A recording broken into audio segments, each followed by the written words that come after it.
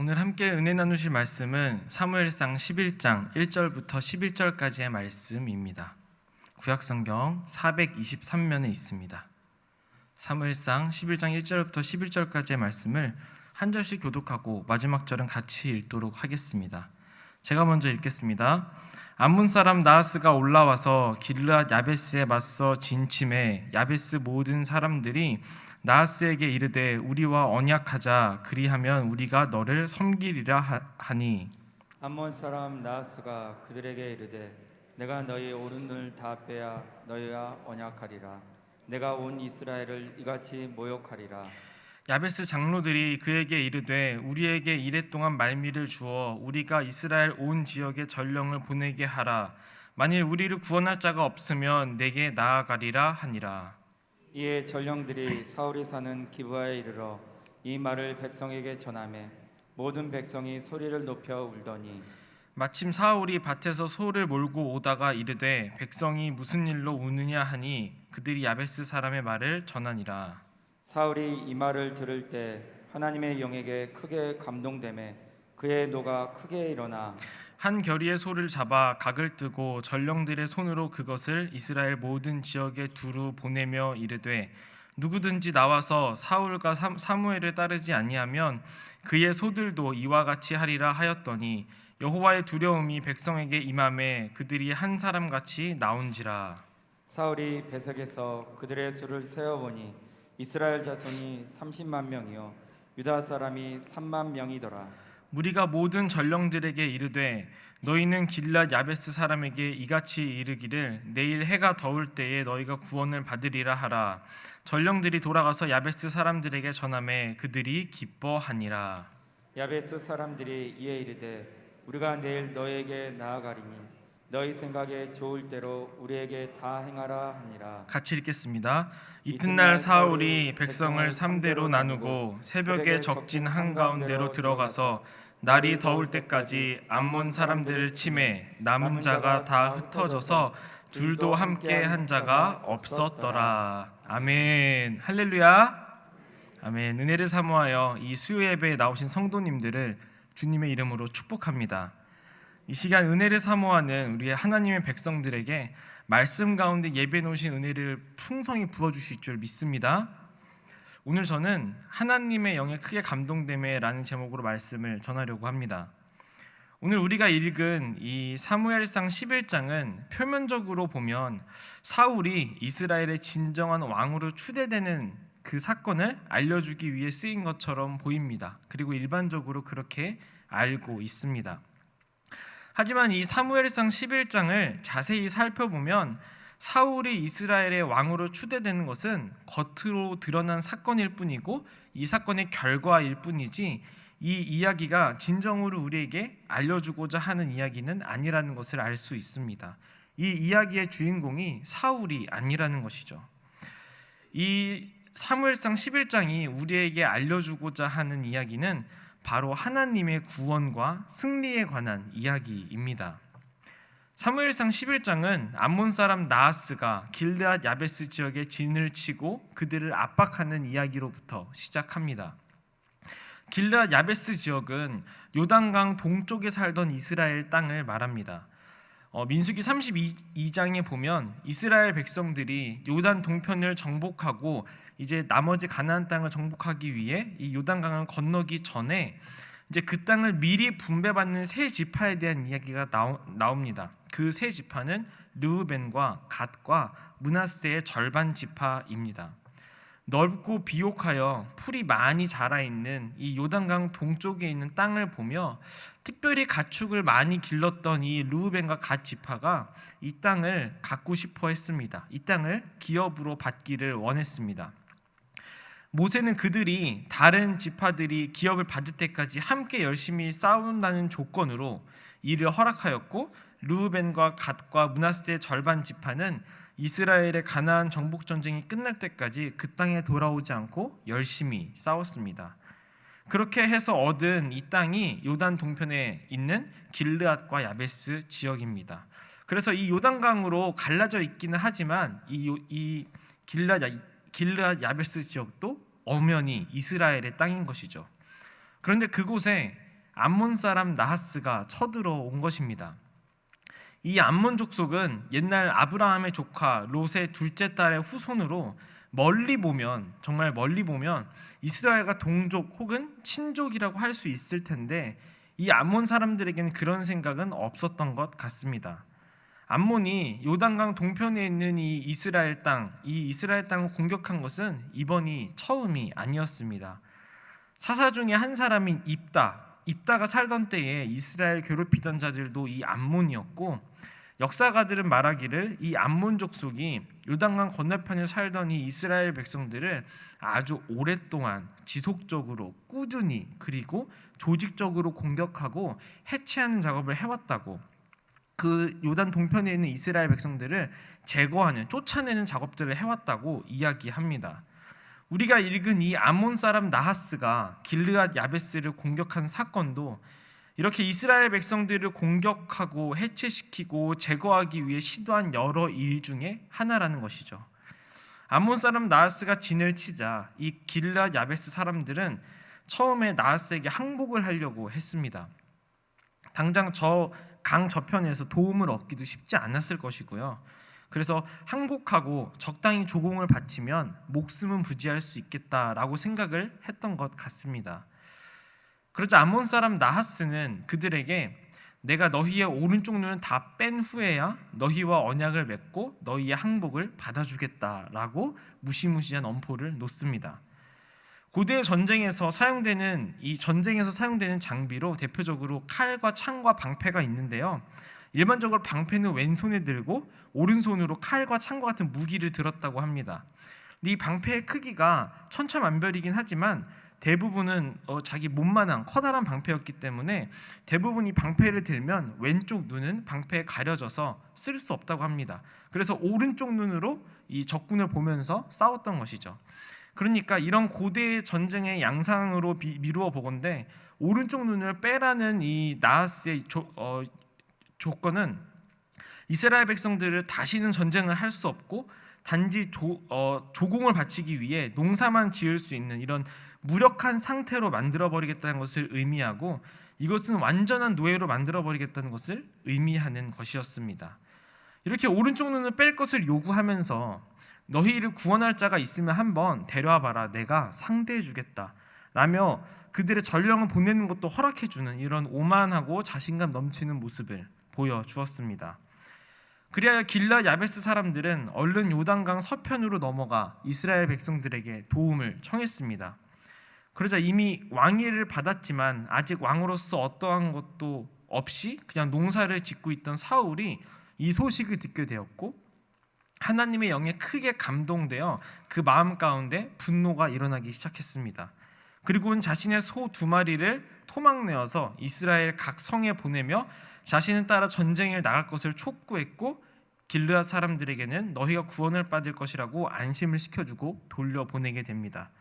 결국 사울과 그를 따른 33만의 이스라엘 군사는 암몬 족속과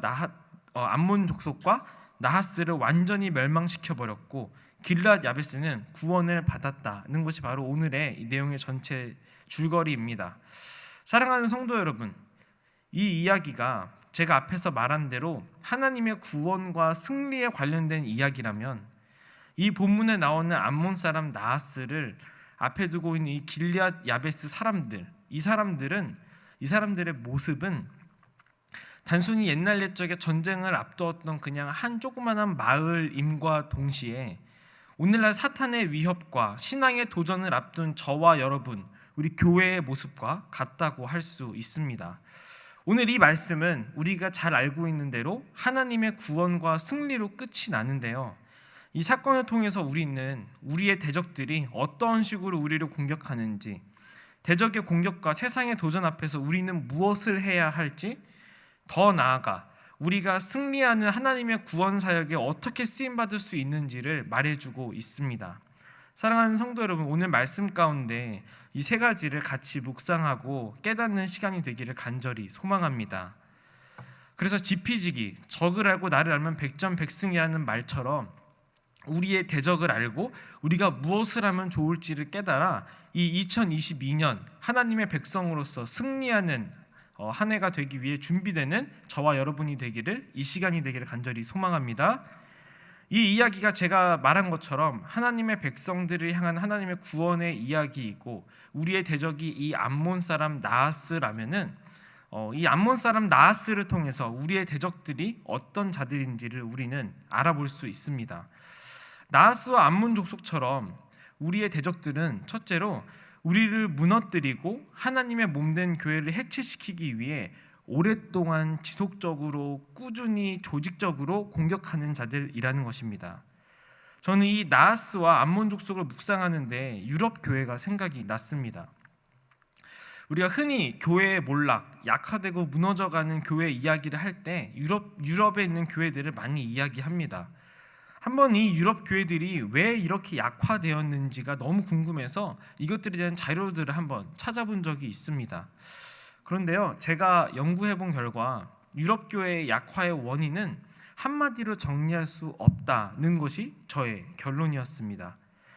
교회가 약화되는 원인, 단초가 되는 사건 등등 그 원인과 이유가 너무 다양하고 나라마다, 지역마다, 시대마다 모두 다른 원인과 사건들로 교회들이 약화되었더라고요.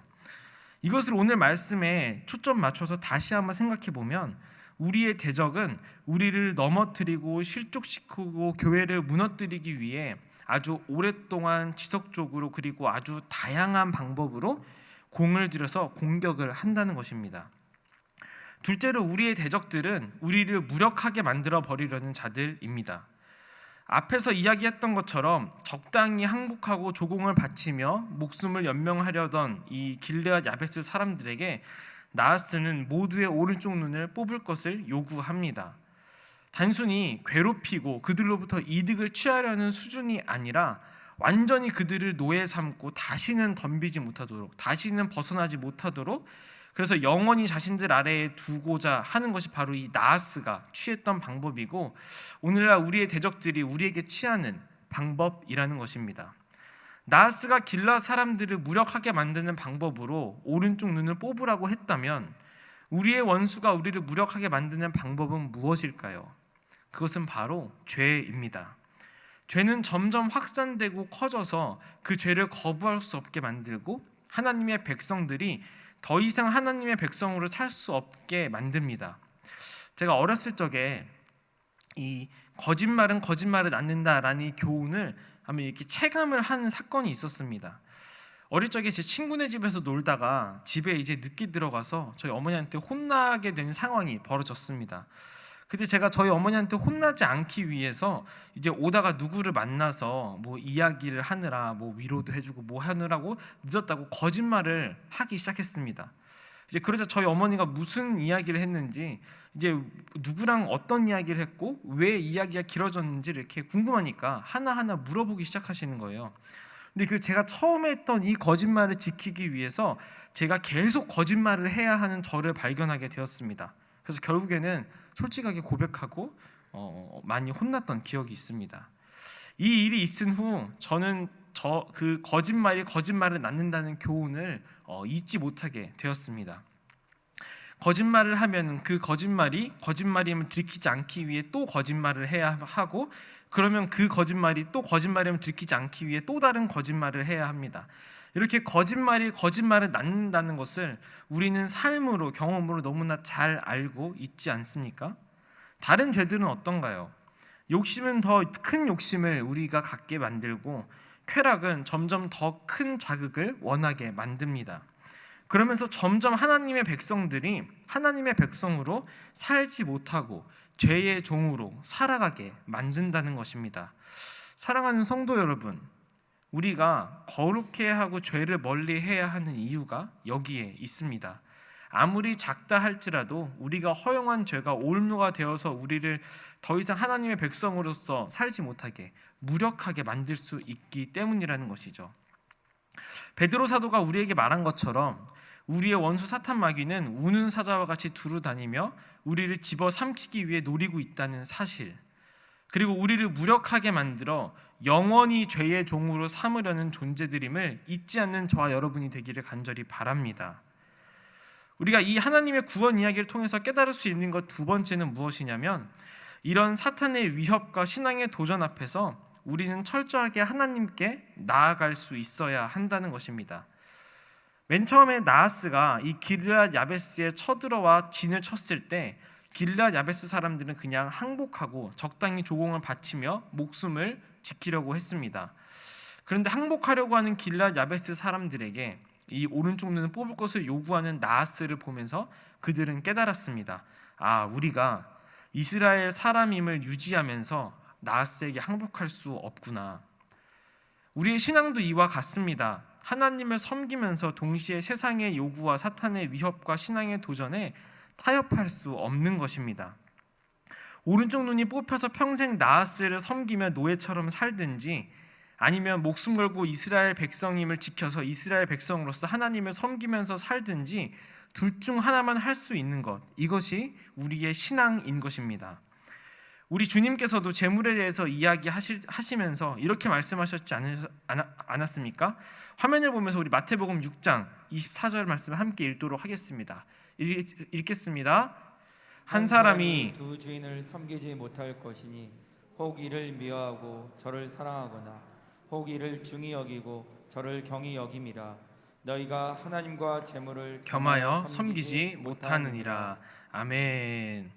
적당히, 적절히, 겸하여, 둘 다, 이런 것은 듣기에는 좋아 보이지만 적어도 우리의 신앙의 영역에 있어서는 옳지 않은 표현들인 것입니다. 그럼 우리는 어떻게 해야 할까요? 오른쪽 눈이 뽑힌 채 목숨을 연명하고 나하스의 노예가 되어야 할까요? 아니면 이스라엘 백성으로서 목숨 걸고 하나님께 나아가야 할까요? 이 절체절명의 상황 앞에서 길르앗 야베스 사람들은 정신을 차리고 이스라엘 백성으로 남기로 결정합니다. 그리고 요단강 서편 동포들에게 도움을 구하러 전령을 보냅니다. 사랑하는 성도 여러분, 우리는 이 세상의 도전과 신앙의 위협 앞에서 하나님께 나아갈 수 있어야 합니다. 사탄과 세상은 우리를 무력한 죄의 노예로 만들려고 하지만 우리 하나님은 자신의 백성들에게 진정한 자유와 평안을 주시는 분이기 때문입니다. 뿐만 아니라 이 세상의 위협 앞에 있는 자신의 백성들을 구원하시는 우리의 참된 왕이시기도 하기 때문입니다. 이 길르앗 야베스 사람들이 하나님의 백성 이스라엘로 남기로 결단하고 요단강을 건너 도움을 청하러 왔을 때 하나님께서는 이미 기름 부음 받은 사울을 준비하고 계셨습니다. 그리고 그 사울을 통해서 길르앗 야베스 사람들을 구원하셨습니다. 우리도 이 세상을 살아가는 가운데 이 세상의 위협과 신앙의 위기를 만났을 때 해야 할 것은, 할 수 있는 것은 바로 하나님의 백성으로서 하나님께 나아가는 것입니다. 2021년 코로나19로 인해 우리 정말 수많은 사람들이 어려움을 겪었습니다. 사업이 망하고 많은 관계들이 깨지고 고통과 절망으로 신음하는 자들이 정말 많았습니다. 지금도 그거는 계속되고 있죠. 그리고 그 고통에서 우리 성도님들 또한 별반 다르지 않았습니다. 예수님 믿는다고 용인제일교회 다닌다고 그 고통들이 피해가거나 그러지는 않았죠. 똑같이 경제적으로 힘들어하고 사업이 어려워지고 건강도 악화되는 문제들, 어려움들을 똑같이 겪었습니다. 그런 한 해 가운데 우리 일반 사람들과 우리 성도들의 차이점이 있었다면, 그것은 일반 사람들은 자신의 힘으로 혹은 다른 누군가의 힘으로 꾸역꾸역 버티거나 그 인생의 줄을 놓아버리는 그런 삶을 살았다면, 우리 성도님들은 그 힘들 때, 아플 때, 고통스러울 때 하나님께 나아갔다는 것입니다. 분명 힘든 한 해였습니다. 2021년 정말 힘든 한 해였습니다. 하지만 동시에 우리에게는 하나님께 나아가 부르짖고 은혜를 구할 때 하나님께서 그 아픔을 치료해 주시고 문제를 해결해 주시며 나아갈 길을 알려주시는 분이심을 경험하는 한 해였지 않습니까? 사랑하는 성도 여러분, 이 세상의 위협과 신앙의 도전이 찾아왔을 때 타협하거나 다른 것을 의지하는 것이 아니라 진정한 우리의 왕이요, 우리에게 자유와 평안을 주시는 하나님께 나아가는 저와 여러분이 되기를 간절히 소망합니다. 우리가 이 하나님의 구원 이야기를 통해 깨달을 수 있는 것 세 번째는요, 이런 사탄의 위협과 신앙의 도전 앞에서 우리는 하나님이 주시는 그 마음에 반응할 수 있어야 한다는 것입니다. 우리 오늘 말씀 5절에서 7절 말씀을 우리 함께 읽도록 하겠습니다. 읽겠습니다.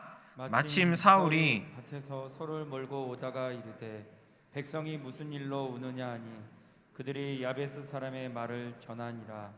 사울이 이 말을 들을 때 하나님의 영에게 크게 감동되매 그의 노가 크게 일어나 한 겨리의 소를 잡아 각을 뜨고 전령들의 손으로 그것을 이스라엘 모든 지역에 두루 보내어 이르되 누구든지 나와서 사울과 사무엘을 따르지 아니하면 그의 소들도 이와 같이 하리라 하였더니 여호와의 두려움이 백성에게 임하매 그들이 한 사람 같이 나아온지라. 아멘. 이 길르앗 야베스에서 온 전령들이 기브아에 도착해서 지금 자신들의 상황들을 알렸습니다. 그러자 그 자신의 동족들이 위험에 처해 있다는 소식을 들은 온 백성들은 소리 높여 울기 시작했습니다. 그 소리를 밭에서 소를 몰며 농사를 짓던 사울이 들었고, 사람들이 왜 우는지 물은 사울은 지금 이 길르앗 야베스가 처한 상황을 듣게 되었습니다. 사울이 그 소식을 들을 때에 그에게 하나님의 영이 크게 감동되었습니다. 그리고 그의 마음에 분노가 크게 일어났습니다. 이 나하스를 향한, 암몬 족속을 향한 분노였겠죠. 그 분노를 어떻게 주체할 수 없었던 사울은 마음의 결단을 하고 자신이 기르던 소 2마리를 죽입니다. 그리고 그 소 2마리의 시체를 각을 떠서 이스라엘 모든 지역에 보내며 백성들에게 함께 길앗을 구하러 군대를 출정할 것을 알립니다. 이 사울의 전령에, 사울의 이 알림에 온 이스라엘 백성들에게 여호와의 두려움이 임하기 시작했습니다. 그리고 다 같이 사울 앞에 군대로 모이는데 그 수가 마치 33만이었다고 오늘 성경에서는 이야기하고 있습니다. 우리가 여기서 주목해야 되는 표현이 있는데요, 그것이 무엇이냐면 바로 6절에 나오는 하나님의 영과 7절에 나오는 여호와의 두려움입니다. 하나님의 구원 사역이 누구를 통해서 이루어졌는가? 그것은 바로 하나님의 영으로 크게 감동된 사울, 그리고 여호와의 두려움으로 가득 차서 순종으로 나온 이스라엘 백성들이었다는 것입니다. 저희가 2022년 이 핵심 사역으로 심리 프로젝트를 시작하지 않았습니까? 제가 이 심리 프로젝트에 헌신하기 위해 이 봉사자로 지원하신 분들, 그리고 또 이 음식물과 이런 물자들을 기증하시는 분들을 만나고 이야기를 나누는데요, 이 이야기를 나누는 가운데 이 하나님의 영에 크게 감동되어서 행동하는 것이 무엇인지를 조금 실감하게 되었습니다. 우리 봉사를 신청하신 분들 참 귀한 분들인데요, 참 이분들이 참 다양한 분들이 계십니다. 교구도 다 다르고 사는 지역도 다 다르고 해왔던 경험들도 다 다르고 다 다른 분들입니다. 그런데 이분들에게 재미있는 공통점이 하나가 있는데 그것이 무엇이냐면, 자신들이 이 프로젝트에 지원을 하긴 했는데 무엇을 할지 모르고 지원을 했다는 것입니다. 내가 여기서 무슨 역할을 맡을지, 어떻게 이 프로젝트에서 사역을 할 것인지 별로 생각을 하지 않고 그냥 지원을 했다는 거예요. 사실 이 심리 프로젝트 자체가 우리 교회에서 처음 하는 것이지 않습니까? 그렇기 때문에 그 누구도 이게 무엇을 하는지, 어떻게 해야 하는지, 어떤 역할을 맡을 것인지를 잘 모르는 게 정상입니다. 당연한 겁니다. 정확하게 알 수 없는 일인데, 근데 이분들은 왜 잘 알지도 못하는 이 일에 지원을 하신 것일까요? 바로 작년 11월 28일에 담임 목사님을 통해서 선포된 말씀에 하나님께서 그 마음 가운데 은혜를 주시고 뜨거운 마음을 주셔서 그냥 아무것도 생각하지 않고 지원하게 됐다는 것입니다. 뭔지는 모르지만 뭘 하게 될지는 모르겠지만 말씀으로 인해 하나님의 영에 크게 감동되고 그 감동되는 마음에 뭔가 반응하기 위해 무작정 지원부터 했다는 것이죠. 음식물과 이런 물자들을 기증하신 분들도 마찬가지였습니다. 아직 냉장고부터 시작해서 아무것도 들어오지 않았던 그때에 말씀을 듣자마자 바로 그 주의 반찬들과 식재료들이 기증되기 시작했는데요, 그분들이 공통적으로 하시는 말씀은 하나님이 나에게 이거 꼭 하라고 하시는 것 같았다라는 말씀이었습니다. 사랑하는 성도 여러분, 하나님께서는 구원과 승리의 사역을 이루실 때 하나님의 영에 크게 감동되고 그 마음에 반응하고 순종하는 자들을 통해서 일하신다는 것을 믿으시기를 간절히 바랍니다. 우리가 2022년 표어를 시대의 어둠을 뚫고 다시 소망의 빛으로라고 정하고 2022년을 시작했습니다. 우리 교회가 단순히 세상의 위협과 신앙의 도전에 승리할 뿐만 아니라 이 시대의 어둠을 뚫고 세상에 다시 소망의 빛을 비추며 구원과 승리를 선포하는 교회가 되기를 간절히 소망합니다. 이를 위해서 우리는 말씀이 선포되고 하나님께서 우리의 마음에 감동을 주실 때 반응하며 순종하는 성도들, 순종하는 교회가 되어야 할 줄 믿습니다. 그러면 하나님께서 사울과 이스라엘 백성들을 통해서 길앗 야베스 족속을 구원하신 것처럼 이 어둠 가운데 있는 이 시대에 구원과 승리를 선포하며 소망의 빛을 비추는 우리들 한 사람 한 사람, 우리 용인제일교회가 될 줄 믿습니다. 이제 말씀을 맺겠습니다. 사랑하는 성도님들, 저는 저와 우리 성도님들, 더 나아가 우리 용인제일교회가 2022년에 하나님의 구원과 승리의 역사를 쓰는 자들이 되길 간절히 소망합니다. 우리를 지속적으로 끊임없이 다양한 방법으로 공격하며 무너뜨리고 무력하게 만들려고 노력하는 저 대적들의 전략을 잘 알고 그의 위협과 도전이 왔을 때 하나님의 왕되심을 인정하며 하나님께 온전히 나아감으로 승리하는 우리 모두가 되기를 간절히 소망합니다. 더 나아가 하나님께서 마음에 주시는 그 은혜의 순종함으로 그 구원과 승리의 역사에 쓰임 받아서 이 우리 주변에 있는 수많은 어둠 가운데 있는 영혼들을 구원하고 소망의 빛을 비추어 주는 저와 여러분, 우리 용인제일교회가 되기를 주님의 이름으로 간절히 축원하고 축복합니다.